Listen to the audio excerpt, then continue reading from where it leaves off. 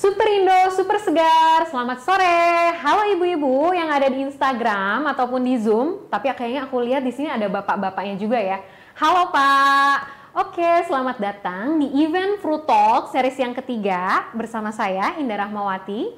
Sebagai lanjutan dari event Fruit Talk series sebelumnya yang membahas nutrisi pada buah. Nah, hari ini kita akan sharing tentang kebaikan buah dan gizi seimbang untuk pertumbuhan si kecil.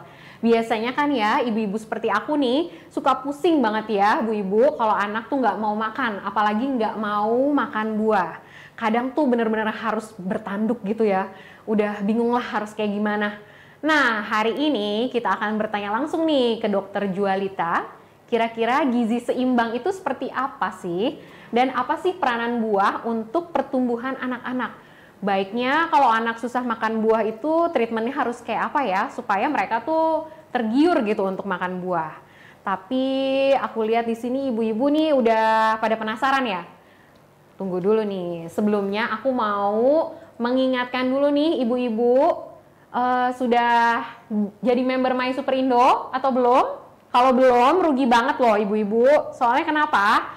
Ini keuntungannya banyak banget pakai aplikasi My Superindo. Yang pertama, ibu-ibu bisa update promo terbaru setiap hari Kamis, kemudian dapat ekstra diskon harga member saat berbelanja. Biasanya kan kalau kita datang ke Superindo nih ya Bu-ibu ya, kan sudah ada beberapa item yang promo. Nah, ini bisa dapat lagi harga yang lebih murah karena ibu-ibu sudah menjadi member. Terus, Ring Activate juga bisa berkesempatan memenangkan hadiah umroh dan Superindo bisa bayarin belanjaannya ibu-ibu. Wow, siapa yang mau? Siapa yang mau? Buruan-buruan download aplikasi My Superindo, terus langsung daftar jadi member ya Bu Ibu ya.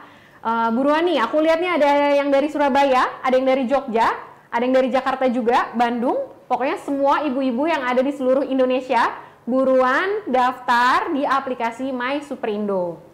Dan untuk peserta yang ada di Zoom, aku ingin mengingatkan buruan daftar ulang di link yang tersedia di kolom chat sekarang. Kenapa?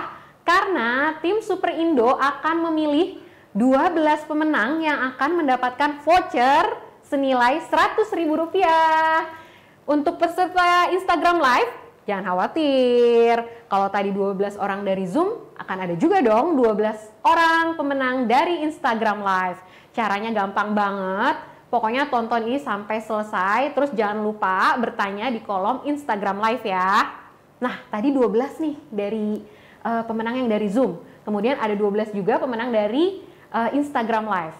Jadi totalnya 24. Kenapa nih 24? Iya, benar banget. Karena bulan ini Superindo berulang tahun yang ke-24. Ini usia yang sudah cukup matang ya ibu-ibu ya. Karena tahun depan udah ulang tahun perak nih yang ke-25. So, dalam kesempatan hari ini aku ingin mengucapkan selamat ulang tahun Superindo. Semoga selalu sukses, makin jadi tempat favorit bagi ibu-ibu untuk berbelanja seperti aku nih ya, dan ibu-ibu semua tentunya. Oke, tanpa berpanjang lebar, aku akan undang nih Dokter Jualita bergabung di sesi kita hari ini. Halo dok.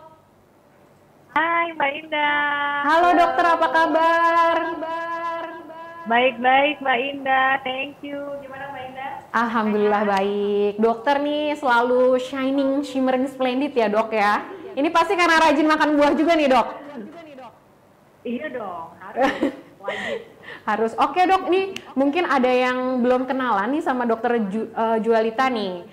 Dokter Jualita ini merupakan dokter spesialis gizi, physician nutrition specialist yang sudah punya banyak pengalaman. Karena dokternya aku lihat nih ada praktek di beberapa tempat ya dok ya. Di Rumah Sakit Pondok Indah, Rumah Sakit Pelni, di Prodia Healthcare. Selain itu, dokter juga menjabat sebagai Wakil Ketua di Perhimpunan Dokter Gizi Klinik Indonesia Cabang Banten. Udah gitu, dokter juga sering banget nih jadi narasumber di berbagai webinar, talk show on air ataupun off air, dan juga menjadi nutrition coach untuk corporate wellness program. Wow dok, ini banyak banget kegiatannya, bener-bener harus belajar dari dokter nih gimana caranya untuk bisa tetap sehat, apalagi di masa pandemi kayak gini nih dok. Oke, ini sebelumnya nih dok kita discuss, aku ingin mengingatkan dulu nih untuk ibu-ibu yang ada di Zoom ataupun Instagram. Yuk, yang mau nanya langsung aja nih, mumpung ada dokter di sini. Tapi sebelumnya aku mau flashback dulu nih dok. Siapa tahu ibu-ibu kemarin nggak sempet nonton Fruit Talk series sebelumnya. Gitu, boleh dong dok di-share lagi. Kenapa sih kita harus makan buah? Emang nggak bisa cuma makan daging atau karbo aja? Terus manfaatnya apa aja sih dok yang bisa kita dapatkan untuk tubuh kita dari makan buah? Silakan dok.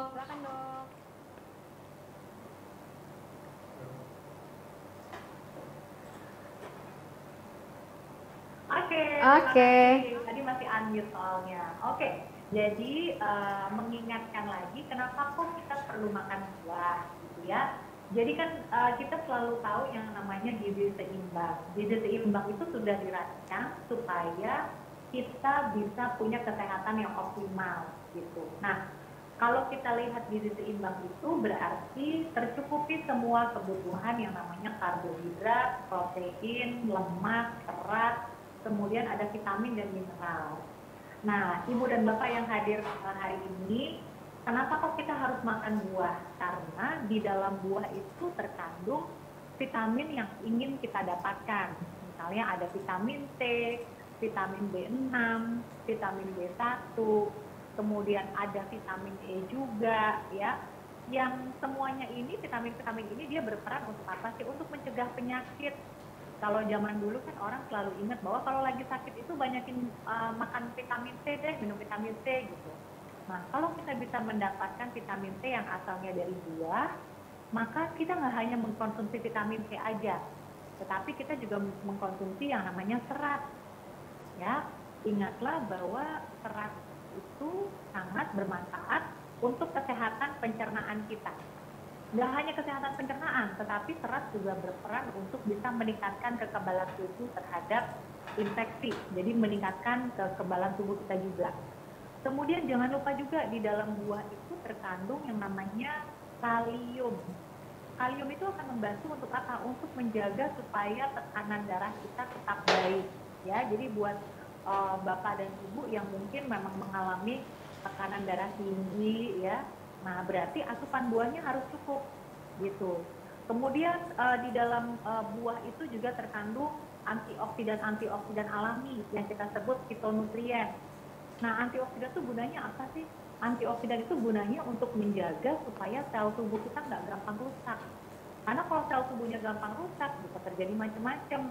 Mulai dari penyakit tekanan darah tinggi, penyakit jantung, kanker, seperti itu. Jadi, konsumsilah buah secara teratur karena memang di dalam anjuran WHO, anjurannya Kemenkes itu juga kita harus mengkonsumsi buah.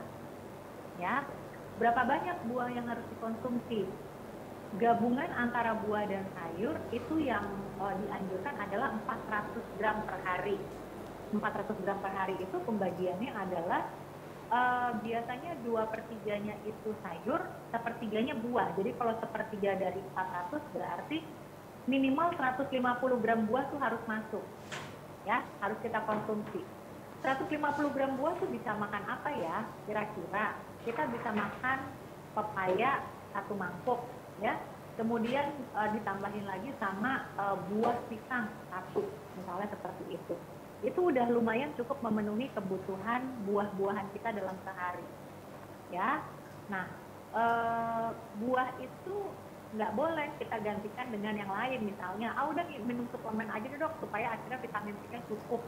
Nah, itu juga nggak boleh, karena di dalam buah lagi-lagi banyak banget kandungan lainnya yang ternyata kita bisa dapatkan daripada kita hanya minum suplemen aja, gitu ya. Jadi mau dari anak baru MPASI sampai orang tua, buah harus makan. Gitu. Ternyata emang sepenting itu ya dok ya, makan buah tuh ya. Karena biasanya tuh kayak ibu-ibu seperti aku nih dok, kalau anaknya susah makan buah, ya udahlah suplemen aja gitu. Karena mikirnya tuh, udah ini tuh kayak jalan pintas. Ternyata nggak seperti itu juga ya dok ya. Iya, karena di dalam suplemen itu kan tidak terkandung seratnya, tidak terkandung antioksidannya gitu. Jadi kita perlu perhatikan secara keseluruhan gitu. Nah dok, kalau untuk anak sendiri nih dok ya, sebenarnya gizi seimbang untuk anak itu seperti apa ya dok? Seberapa besar sih dok porsi makan buah untuk anak berusia 1 sampai 5 tahun yang baik? Hmm. Mm-mm. Jadi kan sebenarnya Mbak Ida pasti udah cukup familiar ya dengan pedoman isi piringku, udah cukup familiar kan? Pernah nggak? Ayo. Jadi Iya, kan untuk iya. pedoman, ya, jadi kan untuk pedoman gizi seimbang itu kan ada pedoman yang namanya isi piringku. Yang mana isi piringku itu kalau pada orang dewasa dia membagi isi piring itu menjadi setengah bagian untuk sayur dan buah, kemudian di setengah bagiannya lagi kita bagi 2/3-nya untuk karbohidrat, 1/3-nya untuk lauk sumber protein. Nah kalau pada anak-anak agak sedikit berbeda. Bedanya apa? Kalau pada anak dari satu piring itu ya, satu piring bulat kita baginya menjadi sepertiga sepertiga. Jadi yang sepertiga itu kita kita masukkan untuk sayur dan buah, sepertiganya lagi untuk karbohidrat, nasi dan lain-lain. Kemudian sepertiganya lagi adalah untuk lauk pauk yang sumber protein. Nah, terus kalau pertanyaannya anak 1 sampai 5 tahun harus makan buahnya tuh berapa banyak dok? Kalau kita lihat ke dalam panduannya Kemenkes, anak umur 2 sampai 5 tahun dia harus mengkonsumsi buah itu setidaknya 1,5 porsi dalam sehari. Ya, 1,5 porsi itu bentuknya kayak apa sih? 1 porsi itu kayak makan pisang 1 gitu. Kemudian kayak kita makan apel 1 gitu ya. Jadi setidaknya kalau dalam 1 hari itu anak-anak udah kita biasakan untuk makan buah setidaknya 2 kali sehari, seharusnya udah cukup gitu ya. Meskipun sebetulnya boleh aja kita tambah lagi, tapi sebetulnya 2 kali sehari untuk di jam makan cemilan misalnya ya, jadi cemilannya salah satunya kita ganti pakai buah, itu udah oke banget sebenarnya. Oke. Nah terus nih dok, kalau untuk anak-anak yang nggak suka buah nih dok, kira-kira itu mempengaruhi pertumbuhannya nggak sih dok? Nah, pertanyaannya bagus. Mungkin secara langsung tidak mempengaruhi pertumbuhannya Mbak Ida, tapi kita harus ingat bahwa masalah anemia di negara kita, terutama pada anak-anak, itu menjadi salah satu PR ya. Anemia itu adalah kondisi kekurangan kekurangan darah. Salah satu penyebabnya adalah kekurangan zat besi gitu. Jadi kalau anak kekurangan zat besi kemudian dia terjadi anemia atau kurang darah, maka biasanya pertumbuhannya tidak optimal ya. Terutama yang dikhawatirkan adalah perkembangan otaknya, karena untuk perkembangan otak itu dia membutuhkan zat besi. Nah, di mana peran buah? Buah itu punya peranan untuk membantu penyerapan zat besi, ya, terutama zat besi yang asalnya adalah dari nabati. Misalnya, kita tahu deh bahwa kalau zat besi yang dari nabati itu biasanya ada bayam, ada brokoli, ada tahu, ada tempe, gitu kan? Itu kan sumber zat besi juga sebenarnya. Nah, untuk bisa diserap ke dalam tubuh, zat besi tadi membutuhkan bantuan. Bantuannya itu apa? Vitamin C. Dari mana kita dapat vitamin C? Dari buah, gitu. Nah, yang sering saya amati pada anak-anak, gitu ya, seringkali anak-anak itu setelah dia makan suka juga minum teh, gitu. Bener nggak? Iya. Minum teh. Iya dok. Padahal ada zat di dalam teh yang akan bisa menghambat penyerapan zat besi dari makanan. Jadi ibu-ibu jangan kasih teh setelah makan, karena justru akan menghambat penyerapan zat besi. Nah, kasihnya apa? Kasih buah aja yang tinggi zat besi. Boleh buah potong, atau boleh juga kita jus dibikin di blender gitu, dibikin smoothies, boleh. Supaya apa? Supaya zat besi yang ada di dalam makanan anak-anak tadi bisa diserap dengan optimal dengan bantuan vitamin C yang ada dari buah. Nah, buah apa yang tinggi vitamin C? Yang klasik udah tahu deh, jeruk. Ya, semua macam jeruk itu dia tinggi vitamin C. Yang kedua, bisa juga pakai jambu biji. Nah, jambu biji itu kadar vitamin C-nya itu tinggi banget gitu. Kemudian yang ketiga, pepaya. Nah, pepaya itu vitamin C juga tinggi. Di mana-mana juga ada gitu kan. Kemudian yang keempat, boleh juga dari nanas gitu. Kemudian yang kelima, kiwi. Nah, itu semua vitamin C-nya tinggi. Jadi sebetulnya peran buah untuk bisa membantu pertumbuhan dan perkembangan anak memang tidak secara langsung. Tetapi yang pertama tadi, untuk membantu penyerapan zat besi. Oh ya, yang kedua, buah itu juga akan menyebabkan kondisi saluran cerna anak menjadi lebih sehat, BAB-nya lancar. Nah, ingatlah juga bahwa mungkin kalau ibu-ibu yang udah sering dengar tentang hubungan antara saluran cerna dengan otak, nah itu kan dia sangat berpengaruh, karena ternyata kesehatan saluran cerna juga akan menyebabkan perkembangan otak itu juga menjadi lebih baik, terutama pada anak di bawah 2 tahun. Gitu. Oke, wah ini mencerahkan banget nih dok, soalnya kita tuh nggak pernah kepikiran ya dok, ternyata emang anemia itu ada hubungannya sama makan buah gitu. Nah, karena betul. iya kira tuh udah makan karbo, udah makan daging, itu tuh kayak udah cukup gitu, ternyata memang harus ada komponen buahnya nih untuk menyerap si zat besi tadi ya dok? Zat besi, iya betul. Nah, terus nih dok, kalau untuk anak-anak yang obesitas dok, apakah boleh diet buah dok? Jadi kayak makan buahnya dibanyakin atau karbonya benar-benar dipangkas gitu dok? Atau seperti apa dok sarannya? Oke, jangan Mbak Indah. Jadi jangan anak yang masih dalam masa pertumbuhan gitu ya, anak di bawah 18 tahun. Kan kalau definisi anak itu kan berarti di bawah 18 tahun. Jangan sampai kita kasih diet yang hanya makan buah aja, nggak boleh, karena pada anak-anak itu tubuhnya masih membutuhkan energi yang cukup untuk dia bisa tumbuh. Kalau tumbuh tuh artinya bertambah tinggi gitu ya. Apa kalau yang gemuk berarti nggak bertambah lebar, kita pengennya tambah tinggi gitu kan. Nah, bahayanya kalau kita kasih hanya diet buah aja, maka anak ini beresiko akan kekurangan energi. Kalau kurang energi, maka pertambahan tingginya juga akan terhambat gitu. Nah, apalagi anak-anak itu kan masih membutuhkan yang namanya protein, ya kan? Ya. Karena untuk bisa tambah tinggi, dia masih membutuhkan protein untuk membentuk ototnya dia, membentuk kepadatan tulangnya dia, gitu kan?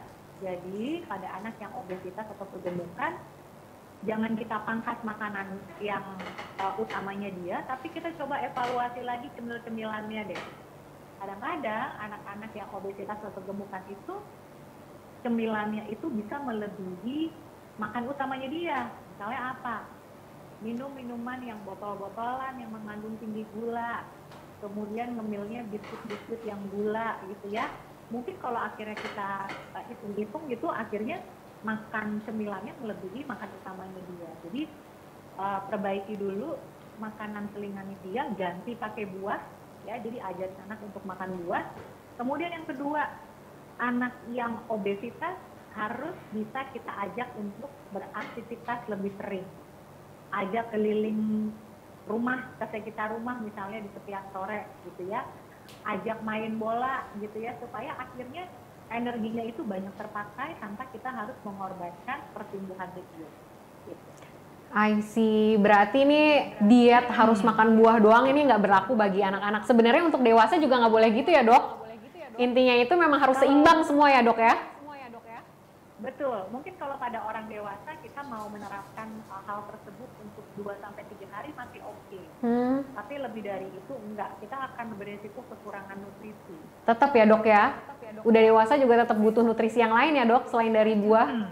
Betul.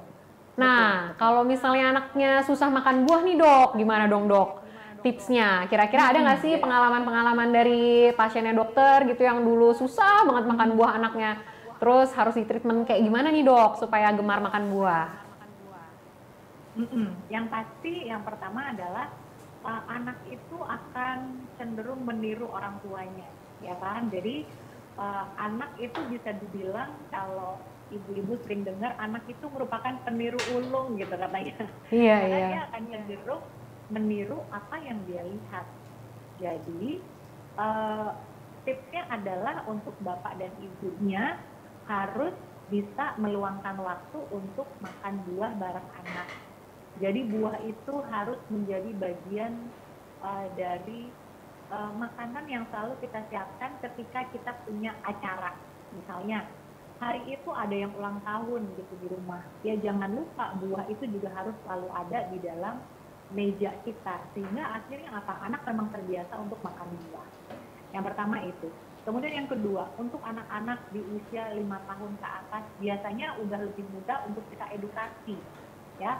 Kita edukasi, kita berikan pengertian. Misalnya pengertian paling gampang misalnya gini, banyak sekali anak-anak yang mengalami kesulitan buang air besar atau konstipasi, ya.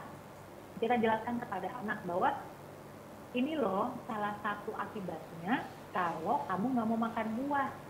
Jadi pupnya susah, pupnya keras, nggak enak kan pup yang keras itu gitu. Sehingga akhirnya pelan-pelan dia bisa memahami kenapa kau harus makan buah gitu. Kemudian untuk memvariasikan buah-buahan, tentunya ibu di rumah harus punya banyak banget akal gitu ya, untuk bisa mengolah buah-buahan itu menjadi sesuatu yang menyenangkan. Misalnya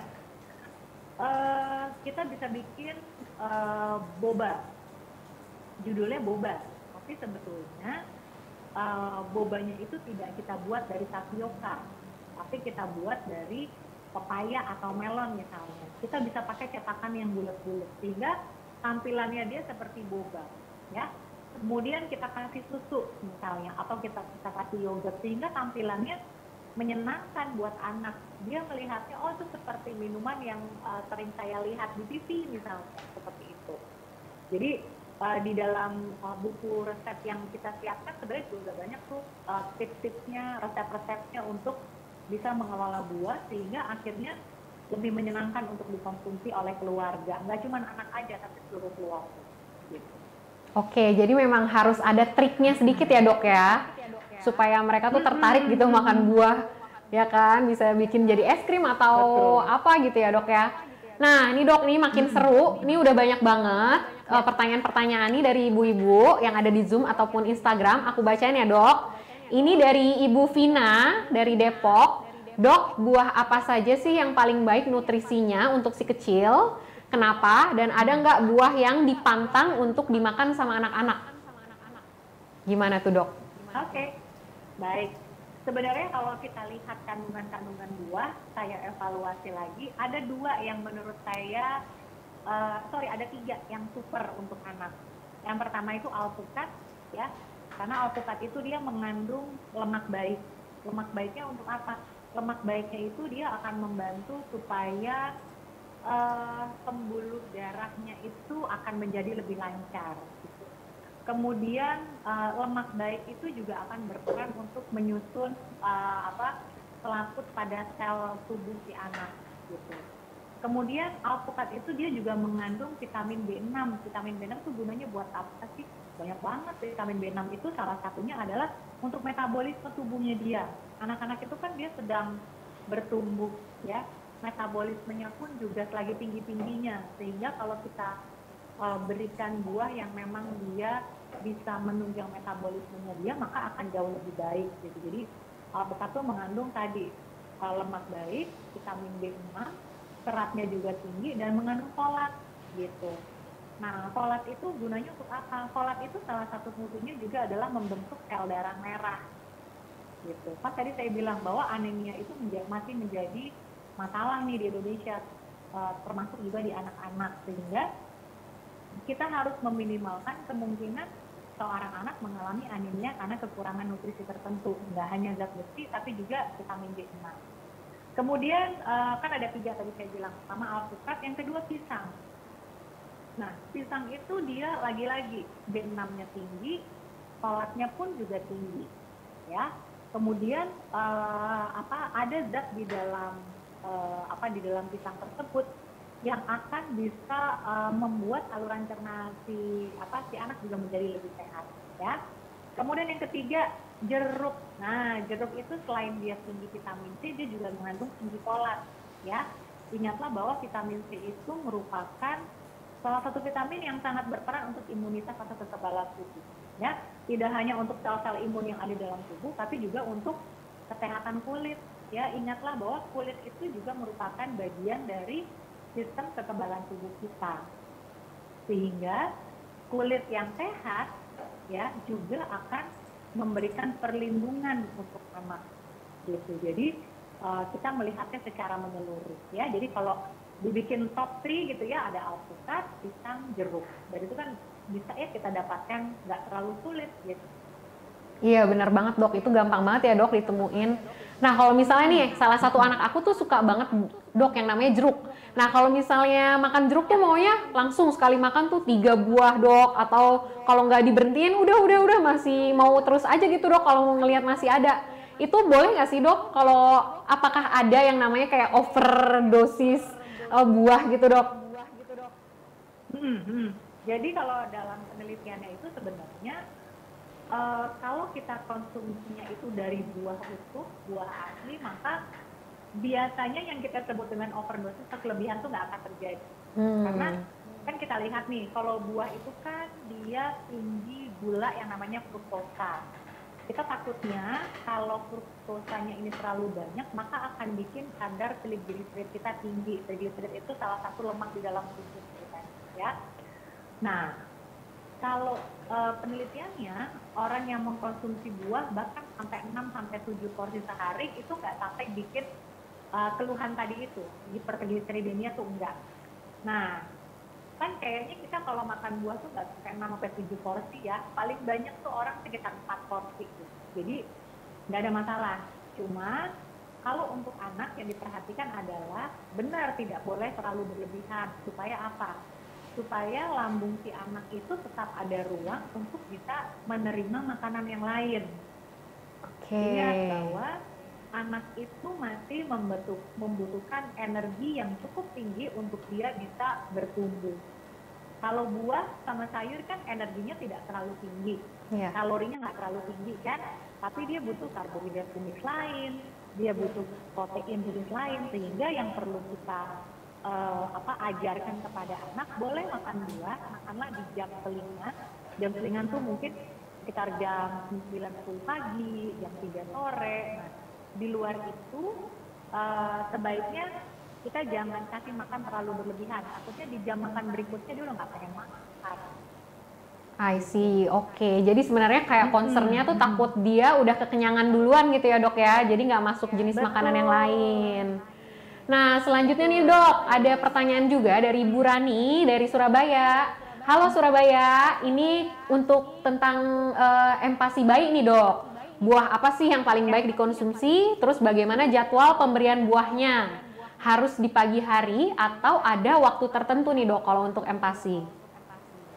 Oke, jadi empatinya tergantung anaknya tahapannya sedang tahapan 6 bulan atau memang dia sudah 8 bulan ke atas gitu.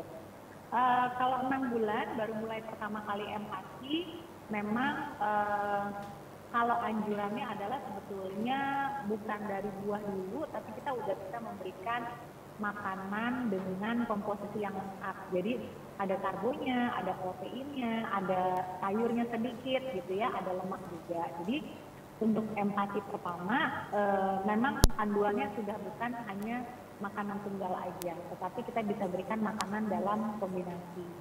Nah, kalau ternyata memang anak ini sudah masuk ke dalam empati, sudah 6 bulan gitu ya, kemudian hari pertama sukses, anak ini bisa makan dengan komposisi yang lengkap, maka memang sebaiknya kan kita memberikan besokannya, kita mulai memberikan dalam dalam jadwal yang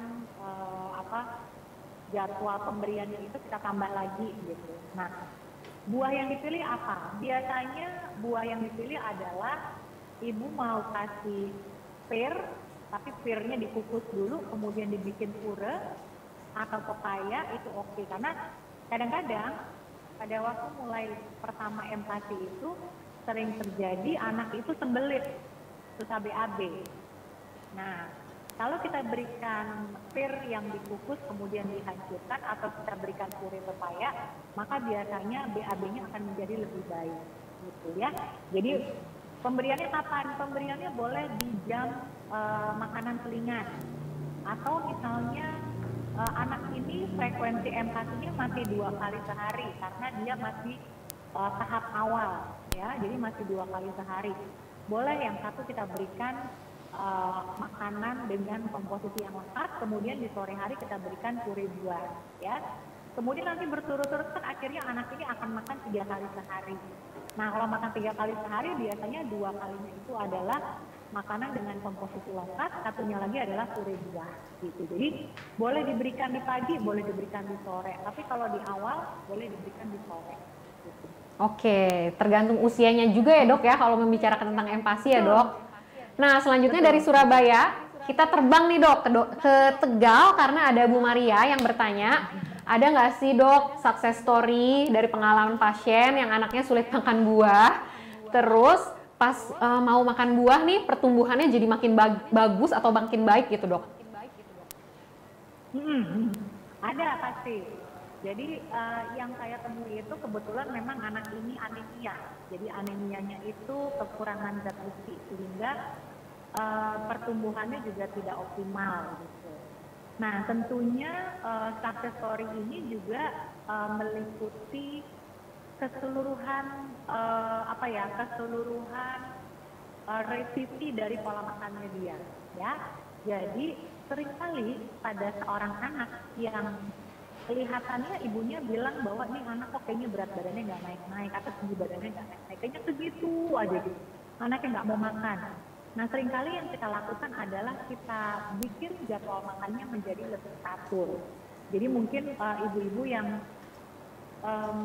familiar dengan istilah feeding practice gitu ya, jadi praktek pemberian makan kepada bayi dan anak, maka kita harus kembalikan lagi kepada prinsip feeding practice itu.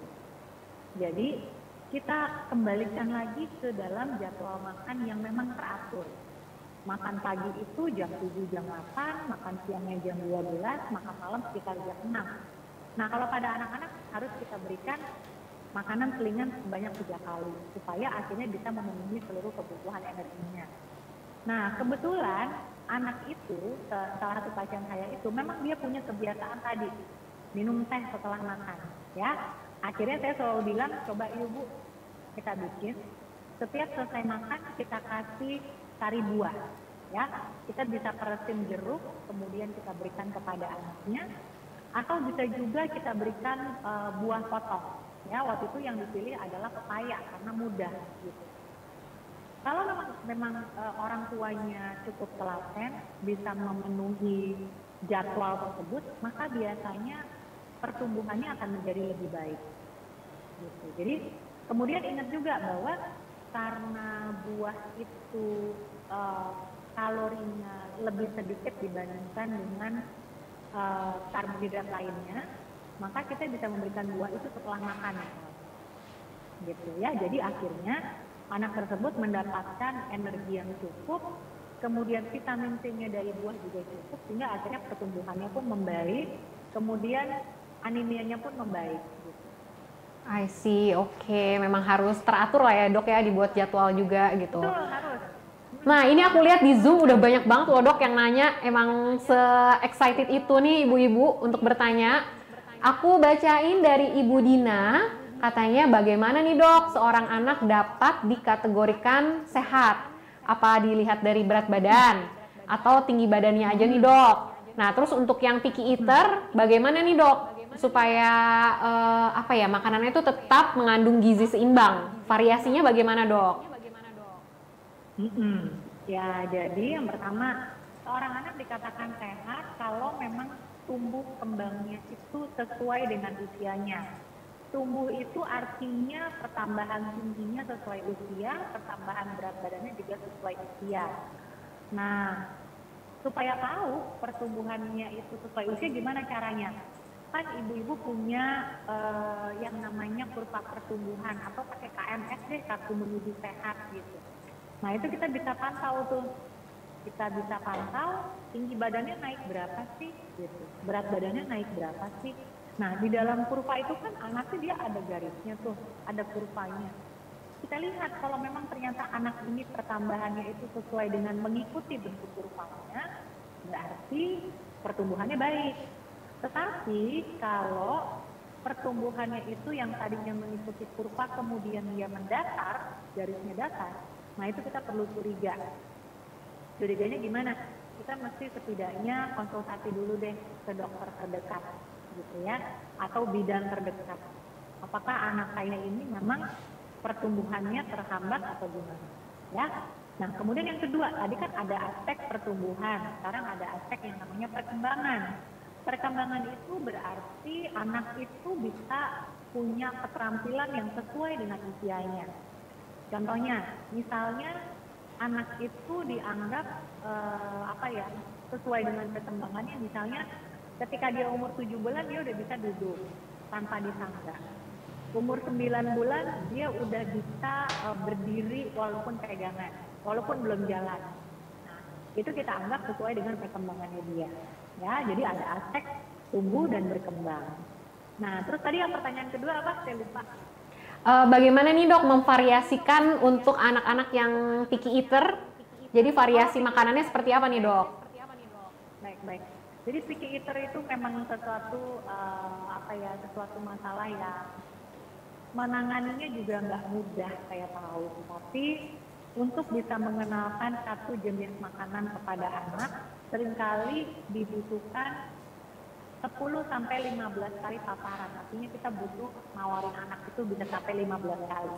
Ya, misalnya kita pengen anak kita bisa makan ikan, gitu. Karena ikan itu salah satu yang menurut saya beberapa anak-anak itu nggak suka, anak lebih suka rasanya ayam, sehingga untuk ikan itu mereka nggak terlalu suka. Nah, ada satu triknya itu kita bilangnya saya lupa, food march gitu. Jadi kita mulai di awal, misalnya awalnya tadi nantinya kita pengen anak itu makan ikan, misalnya ikan gurame deh, gitu ya. Di awal mungkin anak nggak akan bisa kalau melihat makan ikan gurame yang bentuknya utuh, ya. Maka kita coba lihat dari sesuatu yang mudah diterima sama anak. Misalnya, anak itu kan kebanyakan suka fast food, nugget deh ceritanya, ya. Ya udah, kita punya ikannya itu kita potong-potong dulu, kemudian kita bikin ikan goreng tepung, mirip-mirip sama nugget bentuk, ya kan? Sehingga anak ini akhirnya mau dulu nih makan ikan. Nah, sesudah itu kita akan beralih, yang tadinya ikannya itu ditepungin, kemudian ikannya nggak lagi ditepungin, tapi masih digoreng misalnya. Sehingga rasanya masih sama antara yang tadi ditepungin sama yang digoreng, ya kan? Nah, kemudian anaknya mau nih misalnya, terus kita kasih kecap sedikit, sehingga anaknya walaupun dia makan ikan goreng, tapi ikannya masih dipilih, tapi dia udah mulai cocol-cocol pakai kecap. Nah, yang berikutnya adalah kita memberikan ayam itu memang sudah bentuknya tidak digoreng lagi, misalnya tapi kita panggang. Tapi tetap pakai cocolan kecap juga, sehingga dia tidak akan kehilangan rasa yang sebelumnya. Gitu. Jadi kita harus memvariasikan mulai dari teksturnya, harus bertahap, rasanya pun juga harus mendekati dengan yang sebelumnya pernah dia terima. Gitu, ya. Jadi untuk anak picky eater itu memang kita mesti treatmentnya cukup khusus. Gitu.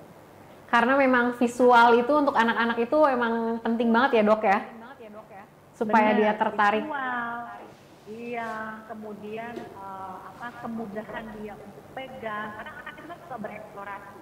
Iya.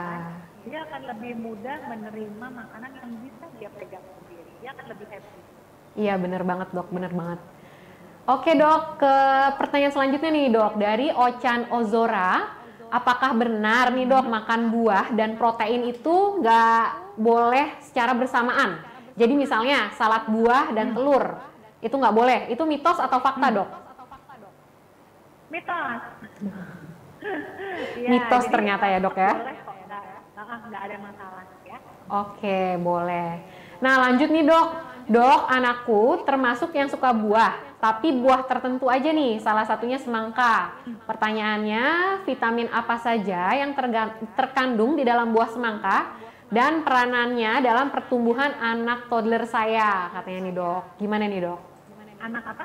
Toddler, masih toddler. Oh, oke.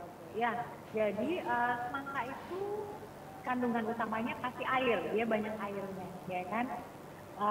Kemudian kandungan lainnya adalah vitamin C, ya. Kemudian karena warnanya merah, dia juga mengandung antioksidan sebetulnya, ya. Tetapi memang kita nggak boleh hanya menggantungkan pada satu jenis buah aja, karena kan mungkin ibu-ibu pernah dengar juga ya istilah yang namanya makanlah seperti makan pelangi, warnanya macam-macam. Kenapa kok harus kayak pelangi? Supaya seluruh kebutuhan zat gizinya akan bisa terpenuhi. Karena masing-masing warna buah itu menunjukkan adanya antioksidan yang macam-macam.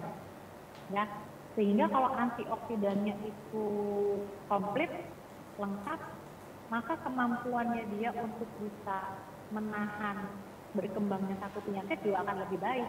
Misalnya, anak ini sukanya semangka, gitu ya.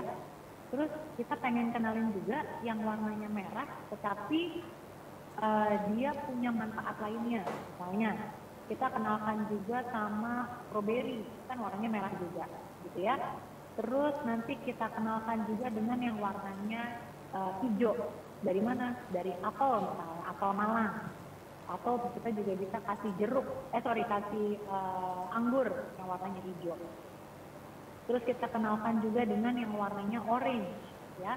Kita dapatkan dari mana? Kita dapatkan dari melon misalnya, atau jeruk gitu. Sehingga akhirnya anak ini punya macam-macam preferensi buah, dan masing-masing buah itu memiliki keunikannya sendiri, ya. Karena kunci dalam memenuhi gizi seimbang, kuncinya adalah keragaman makanan. Jadi makanan tuh harus beragam, nggak boleh yang itu aja. Jadi jangan sampai anaknya cuma doyan semangka, ya udah kasihnya semangka terus. Enggak, ikutin prinsip tadi bahwa anak itu akan menerima satu makanan setelah kita paparkan selama 10-15 kali. Jadi jangan bosan-bosan untuk nawarin gitu.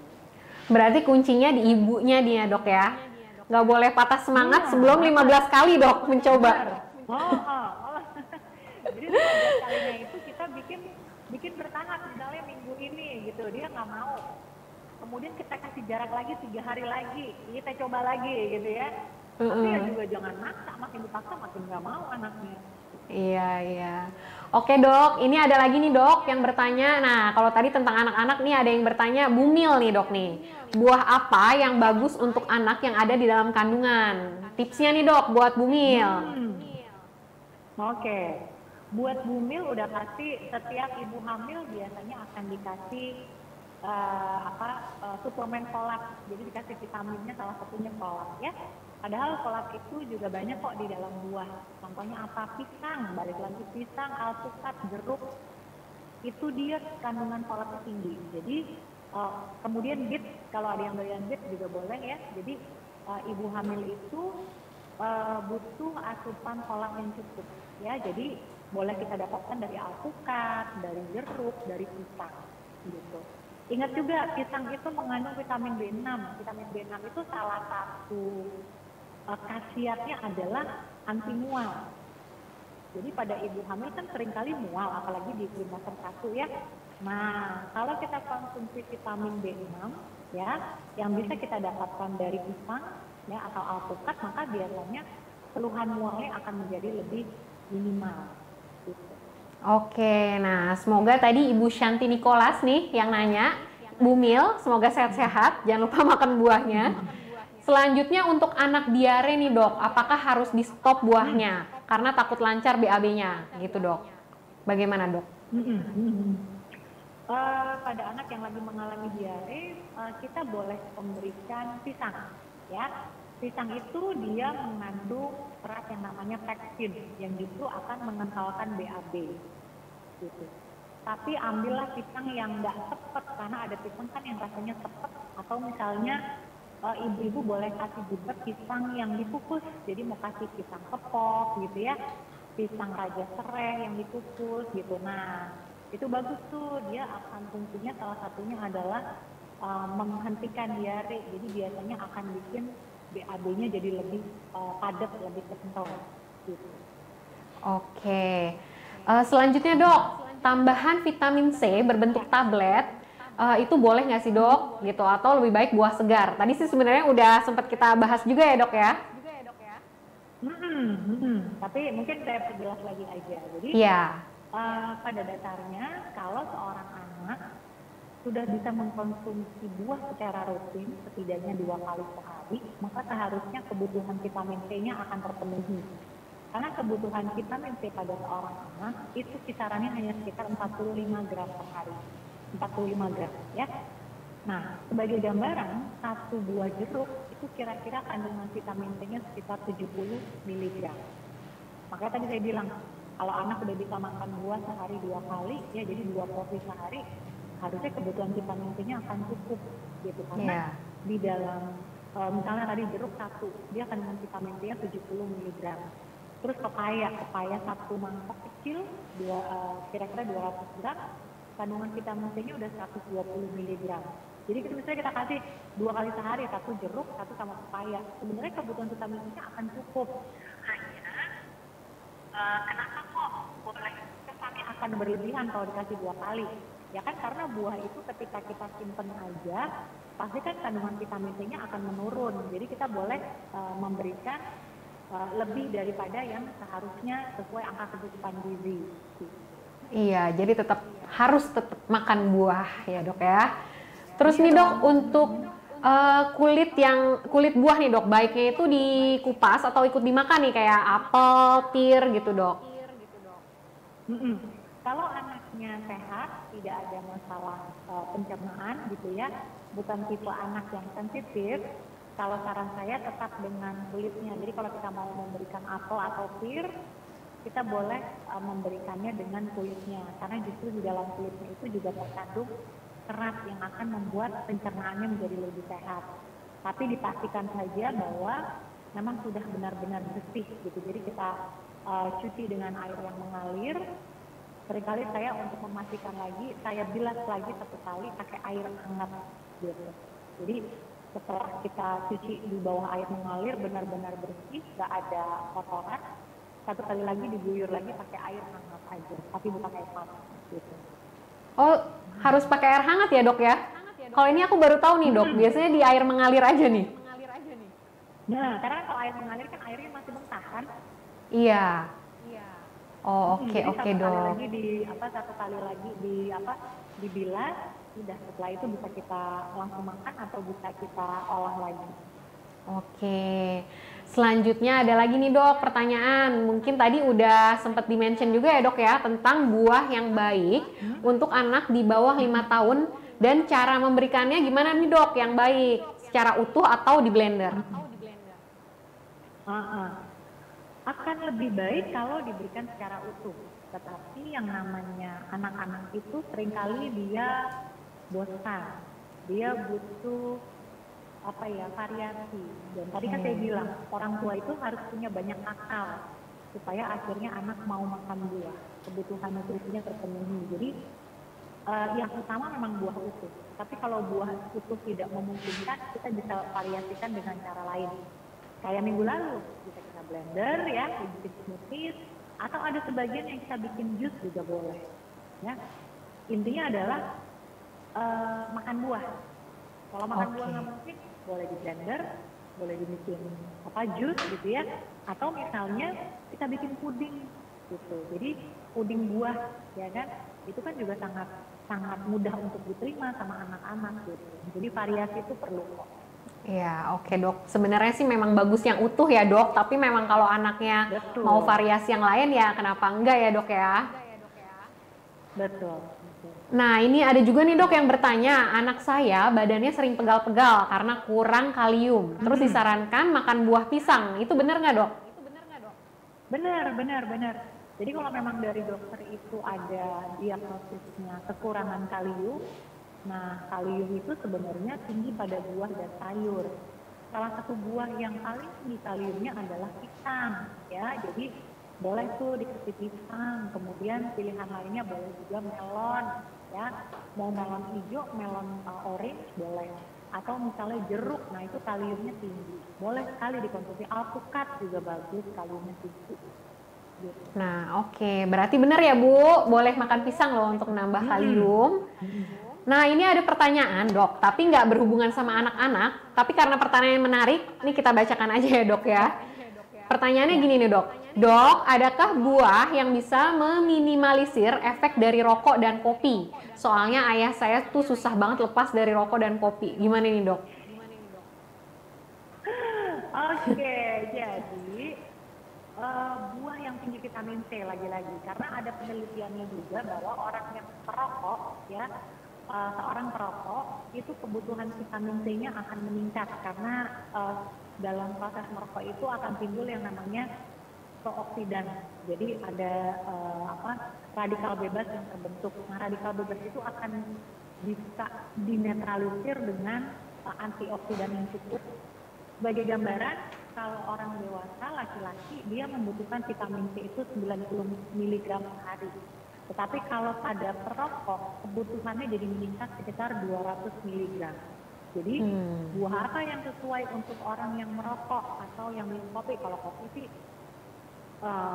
enggak ya, tapi kalau di perokok sudah ada penelitiannya. Nah, buah yang tinggi vitamin C apa? Tadi balik semua macam jeruk, kiwi, pepaya, jambu biji, ya, nanas, itu dia tinggi atas vitamin C. Oke, semoga menjawab. Lupa, anggur, saya lupa. Anggur ya, Dok ya. Strawberry, nah itu antioksidannya tinggi sekali. Nah, semoga menjawab nih dan bisa memotivasi ayahnya untuk makan buah-buahan yang disebutkan oleh dokter tadi. Terus nih, Dok, ada juga nih, Dok, kan kalau kita mau makan daging kambing nih, Dok, takut kolesterolnya tinggi nih, minimalisir makan buah, pakai buah nanas gitu. Itu bener nggak tuh, Dok? Kalau misalkan hanya makan buah saat itu aja setelah makan daging kambing, ya efeknya nggak akan terlalu bermakna ya, gitu ya. Tetap ya, Dok, harus rutin. Harus rutin. Jadi misalnya hari itu memang kita mau makan daging kambing supaya kadar kolesterol nggak naik, akhirnya tambahin lah pakai nanas. Nah, seimbangkan juga dong sama sayur-sayuran yang lain ya, supaya akhirnya cukup begitu. Iya, oke, Dok. Lalu ada pertanyaan juga, Dok. Sarapan pagi itu lebih baik buah atau makanan berat, Dok? Yang mana nih yang paling bagus untuk pencernaan kita?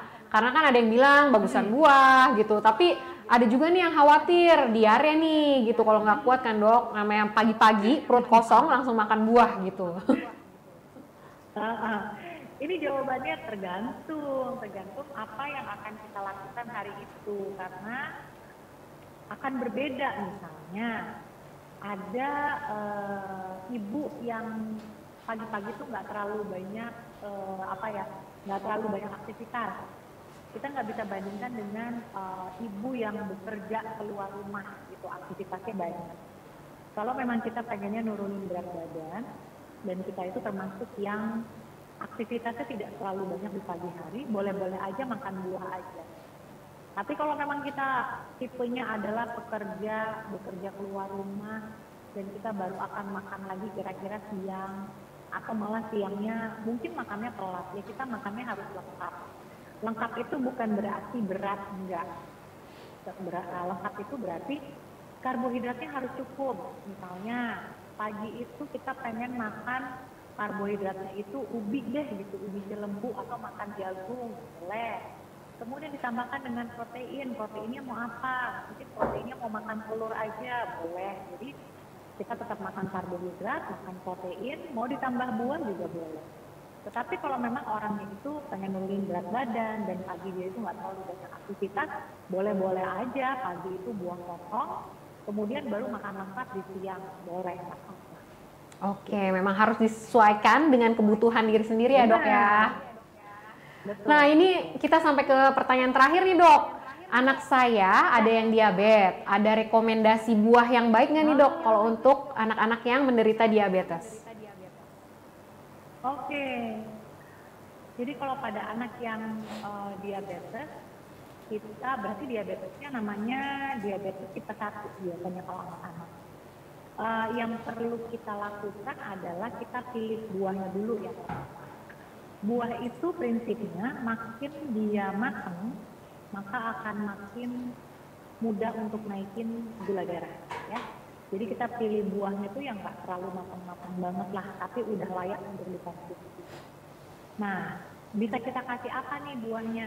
Sebetulnya hampir seluruh buah itu cukup aman, karena kan ada yang namanya indeks glikemik. Kalau buah itu indeks glikemiknya rendah sampai sedang doang, ya. Contohnya paling aman sih kita kasih alpukat, udah pasti bagus tuh kalau orang diabetes makan alpukat tuh udah pasti bagus, ya.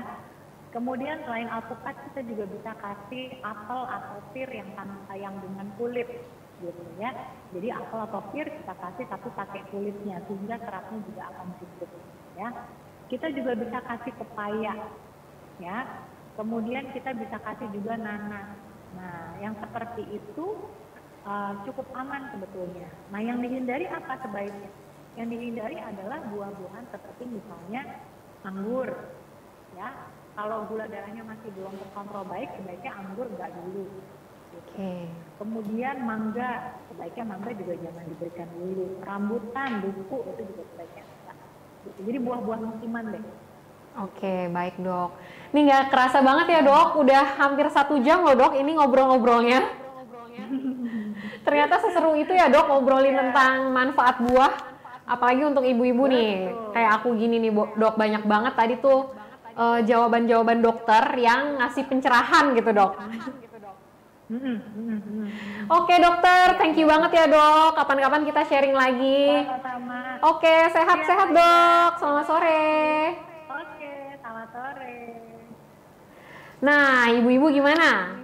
Seru banget kan tadi sharing kita hari ini? Intinya, ayo makan buah biar kita dan anak-anak jadi makin kuat dengan buah. Oke, jangan kemana-mana dulu karena aku punya beberapa info nih buat ibu-ibu.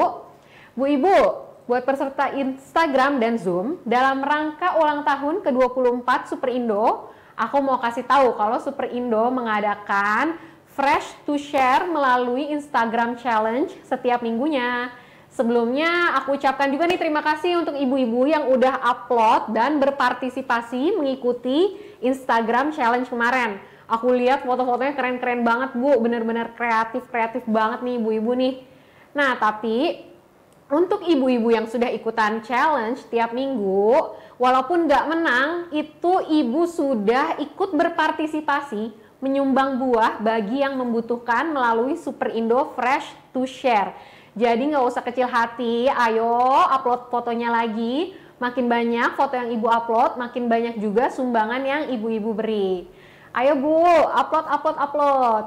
Nah, minggu kemarin, ada Mix Smoothies and Juice Challenge yang berhadiah 2 blender dan berhadiah 2 juicer. Tapi pemenangnya akan diumumkan di Instagram Info Superindo ya Bu Ibu ya. Nanti kan ya yang kemarin udah ikutan challenge-nya, siapa nih kira-kira yang akan dapat hadiahnya. Dan untuk selanjutnya minggu ini kita masih ada lagi dong challenge-nya, yaitu Mukbang Foto Challenge.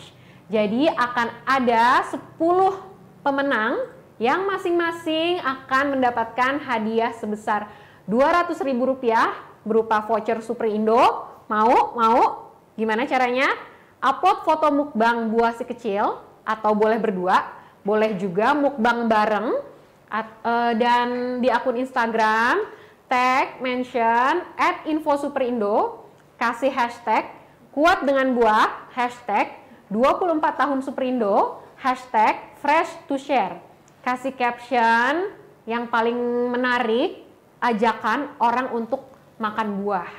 Pokoknya buat ya Bu ya, yang semenarik mungkin, yang bikin orang tuh yang ngelihat fotonya tuh jadi pengen makan buah juga gitu loh Bun. Selanjutnya, akun jangan di private ya Bu Ibu ya, dan wajib dulu follow akun @infosuperindo. Makanya sekarang langsung aja nih di follow akun @infosuperindo. Baik ibu-ibu, sekian informasi dari aku. Terima kasih banget nih untuk peserta Zoom dan juga untuk Instagram Live yang sudah menyaksikan Fotalk hari ini dari awal hingga akhir. 24 pemenang voucher 100.000 besok akan diumumkan di Instagram story @info_suprindo ya Bu. Jadi pantengin IG story-nya. Kalau bisa langsung pasang notification-nya semuanya. Jadi begitu ada updatean, ibu-ibu langsung tahu infonya. Oke, aku Indah Rahmawati pamit undur diri.